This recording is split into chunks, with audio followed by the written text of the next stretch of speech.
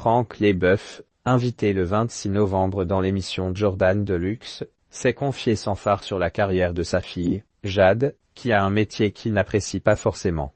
Sur un terrain de foot ou sur la scène d'un théâtre, rien ne semble arrêter l'ex-défenseur central de l'équipe de France. Si depuis 2005, Franck Leboeuf a pris une retraite sportive bien méritée, il s'est remis activement à une autre activité, le théâtre, une carrière qui suit son chemin.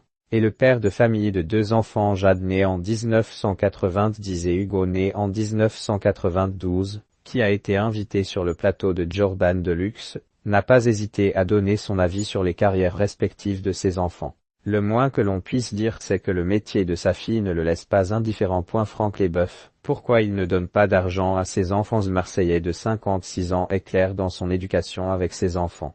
Il sait que porter le nom Leboeuf implique souvent d'être associé directement à lui et met donc en garde son fils et sa fille sur les risques de la célébrité. On fait un métier public, donc on ne peut pas faire et dire n'importe quoi. Un papa bienveillant qui leur a inculqué le sens des responsabilités pour se débrouiller par eux-mêmes.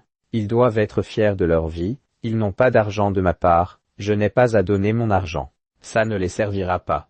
Ils se débrouillent tout seuls, a-t-il expliqué à Jordan Deluxe. Si son fils, Hugo, marche sur les traces de son père en tant que comédien, Jade, quant à elle, est influenceuse. Et Franck Leboeuf n'est pas particulièrement ravi de la voir évoluer dans ce domaine. Franck Leboeuf cache sur le métier de sa fille Jade, je n'apprécie pas ...